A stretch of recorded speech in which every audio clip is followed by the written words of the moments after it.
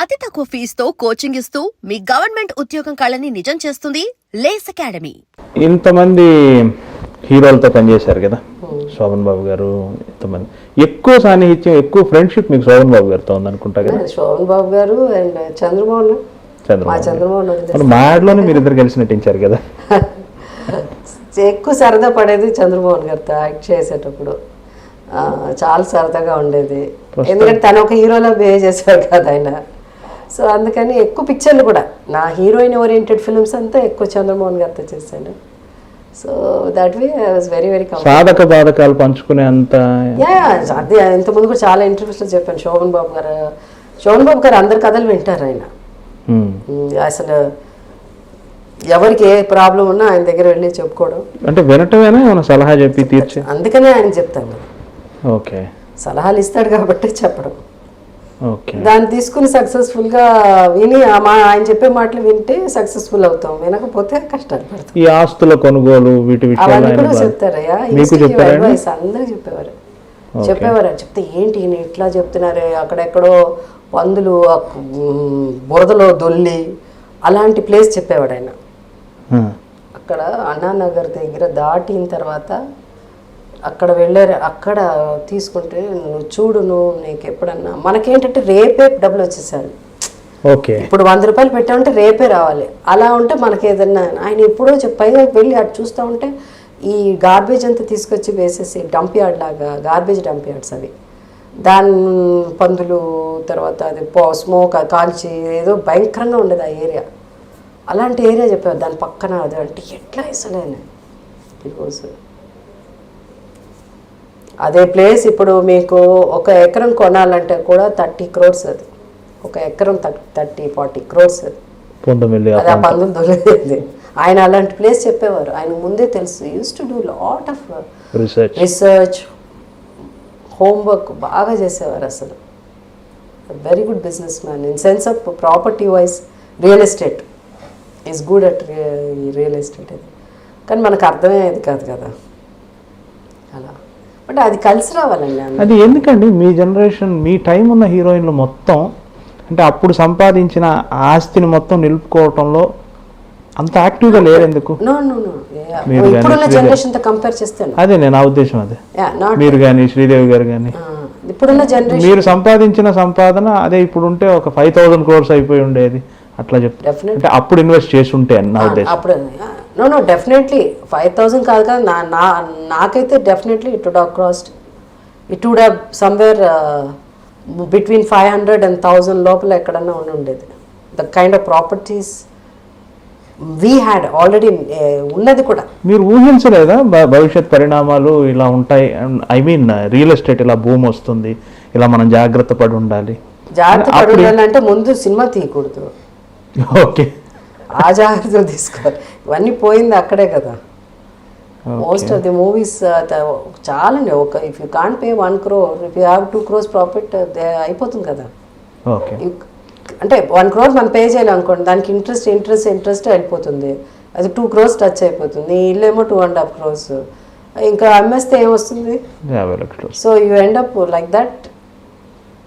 అట్లా ఆ 50 lakhs మళ్ళీ తీసుకెళ్ళి తెలివితేటలతో ఎక్కడన్నా శోభన్ బాబు గారు చెప్పారే అలాంటి చోట్ల ఇన్వెస్ట్ చేస్తే ఆ 50 పర్వాలేదు, ఆ 50 కూడా ఖర్చు పెట్టేస్తాం ఈ లోపల, అయిపోతుంది. ఇంకొకటి అంటే మీరు ఈ ప్రశ్న అడిగినాక నాకేంటి సంబంధం, నన్ను ఎందుకు అడుగుతున్నారు అనొచ్చు. శ్రీదేవి గారి గొడవ, జయప్రద గారి గొడవ గురించి అసలు చాలా మంది చాలా రకాలుగా చెప్పుకుంటారు కదా. టగ్ ఆఫ్ వార్ అంటే మీరిద్దరికి సన్నిహితులు కాకపోయినా జయప్రద గారికి సన్నిహితులే కదా. అసలు ఏమిటండి, ఎందుకు గొడవ వాళ్ళిద్దరికి? యాక్చువల్గా ఈ జరిగినప్పుడు నాకు ఏం తెలియదండి. కారణం ఏంటంటే జయప్రద, శ్రీదేవి అప్పటికి హిందీ ఫీల్డ్కి వెళ్ళిపోయారు. తెలుగు టోటల్గా ఈ గొడవ అక్కడ గొడవ మర్చిపోయారు.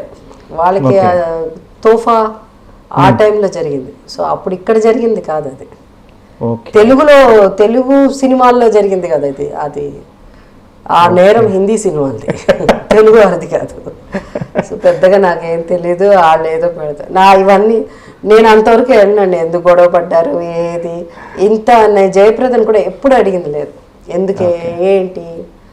జయప్రద నేనైనా కూడా మా ఫ్రెండ్స్ అయినా కూడా ఎప్పుడు డీప్గా పర్సనల్ విషయాలు పెద్దగా అంతగా షేర్ చేసుకున్నా లేకపోతే తన్ని బలవంతం చేసి అడగడము అది బెస్ట్ అండి ఫ్రెండ్షిప్లో, అన్లెస్ కొన్ని ఫ్రెండ్షిప్ డిఫరెంట్ అది. సేమ్ థింగ్ ఇప్పుడు రాధిక నేనంటే we stay together, we travel together, that's a different. They know everything. Sripriya గారు కానీ అట్లా. జయప్రద అంటే మేము ఎక్కువ మోర్ యాజ్ అ సినిమా ఇదిగా అట్లా ఒక డిస్టెంట్ ఫ్రెండ్షిప్ ఉంటుంది చూడండి, అది అలా మెయింటైన్ చేస్తాం. తను హిందీ ఫీల్డ్కి వెళ్ళిపోయినా తను లేదు కదా ఇక్కడ, కానీ అది అలా మెయింటైన్ అవుతూ వచ్చింది.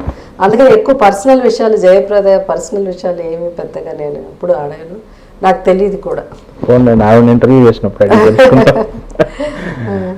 సరే, నాకు ఒకటి అర్థం కాని విషయం, చాలా రోజులుగా మిమ్మల్ని అడుగుదాం అనుకుంటున్నది. ఇండస్ట్రీ పిన్ టు పిన్ తెలుసు మీకు, ఇక్కడ ఏం జరుగుతుంది, సినిమా చక్రం ఎలా జరుగుతుందో మీకు తెలుసు. ఇంత సక్సెస్ఫుల్ ఆర్టిస్ట్ అయ్యుండి ప్రొడ్యూసర్గా మీరు ఎందుకు అంతే స్థాయిలో ముద్ర వేయలేకపోయారు? లక్ అనే అనాలి. ఎందుకంటే మనం తీసిన సినిమాలు మంచి సినిమాలు. ఆది దంపతులు super hit cinema, Hindi cinema, అది రీమేక్ చేసాం. సో ఆ పిక్చర్ బాగానే ఆడిందండి, దాంట్లో నష్టం ఏం రాలేదు. ఈ మేడ్ కొంచెం డబ్బులు. కాంచన్ సీత మంచి పేరు వచ్చింది. అవును అవును. అయితే Kanchan Sita also it's a different film.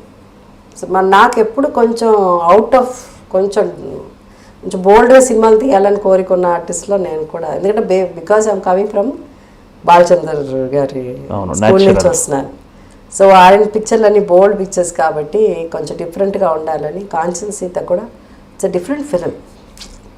దాంట్లో ఒక సెన్సార్ వాళ్ళు కట్ చేశారు, కానీ రఘువన సాంగ్ ఉంది, లక్ష్మణుడే తిరగబడితే, లక్ష్మణుడు తిరగబడితే రామాయణం ఎక్కడ, రాముడే తిరిగి పుడితే సీత ఎదురు తిరగదా. సో సినిమా కూడా బేస్డ్ ఆన్ దట్. బ్రహ్మాండం. ఇవన్నీ బాలచంద్ర గారి భావాలే కదా? కాదు, దాసి నారాయణరావు గారి భావాలు, ఎందుకంటే ఆయన డైరెక్టర్. నాకేం గుర్తు, కోడై పోట్టు నిర్క సొన్నాలు సీదయంగ్ నిల్లుమా అవళ్ళు అట్లా అనిపించింది. అదే అదే ఇది అప్పుడు దాసరి గారు సినిమా అది. సేమ్ ఇలాగే లక్ష్మణుడు హీరో దాంట్లో. జనరల్గా రామాయణంలో రాముడు హీరో, మా సినిమాలో లక్ష్మణుడు hero. How he supports his వదిన, టేక్స్ కేర్ ఆఫ్ అన్నదే కాంచన్ సీత. దాని తర్వాత వి మేడ్ వింత కోడలని. ఇప్పుడు కూడా చూస్తే అది దాన్నే హిందీలో మొన్న ఎవరో మాకు తెలియలే, మొన్నే తెలిసిందే, కేసు కూడా వేయాలనుకున్నాం. అదేంటి హౌస్ఫుల్ 3 అని తీశారంట. మేము వింత కోళ్ళు అదే కదండి. మా ఒక ఫాదర్ ఉంటే పిస్నారి ఫాదర్, ఆయనకి 3 కొడుకులు 4 కొడుకులు. ఆ ఫ్యామిలీ మీద గ్రడ్జ్ ఉండి ఒక ఆస్ట్రాలజర్ చెప్తాడు, నీ పెద్ద కోడలు నేను చూస్తేనే నువ్వు చచ్చిపోతావు అలా అని. సో దే గెట్ పెద్ద కోడలేమో బ్లైండ్, చిన్న కోడలేమో మూగ, ఇంకొక కోళ్ళకేమో కాళ్ళు లేవు. యాక్చువల్గా అన్నీ ఉంది వీళ్ళకి, వీళ్ళు మా నార్మల్గా ఉండేవాళ్ళే. బట్ ఇంట్లో వచ్చి ఎట్లా ప్రిటెండ్ చేసి యాక్ట్ చేస్తారు. ఒకరికి ఒకరు తెలియదు, ఈమె పెద్ద నిజంగానే గుడ్డిది అని రెండో అమ్మాయి అనుకుంటుంది. అట్లా దాన్ని హిందీలో మార్చి మన హౌస్ఫుల్ 3 200 crores కలెక్ట్ చేసింది ఆ సినిమా. అదే వింత కోడళ్ళు ఆ సినిమా వాళ్ళ. ఎందుకంటే ఇట్ వాజ్ టు దిస్ ఆ రోజు కాలానికంటే ముందు వచ్చిన సినిమా అదే. అలాగే అదృష్టం సూపర్ ఫిలిం మేము చేసాం. ఇట్స్ బేస్డ్ కలికాలం పెద్ద హిట్ మాకు. అదృష్టం it's a very different movie. And for more videos, please subscribe to iDream. Please subscribe to iDream. Please subscribe iDream. And please subscribe to iDream. For more videos, subscribe to iDream. please like, share and subscribe to the channel. Congratulations, iDream. Subscribe to iDream. Subscribe to iDream. So subscribe to iDream Media. iDream ki iDream team andarki huge congratulations. Please subscribe iDream Media. Please subscribe to iDream. Subscribe iDream. Please subscribe to iDream. iDream అంటే నా కళల channel subscribe చేసుకున్న నోరు తిరుగుతలేదు, మీరైతే గంట గుర్తు కొట్టండి. For more such videos, please subscribe to iDream. Subscribe to iDream. Please subscribe to iDream. Please subscribe iDream Media. Please do subscribe to iDream. Please subscribe to iDream Media. For best entertainment and information, please subscribe iDream. And don't forget to subscribe to iDream.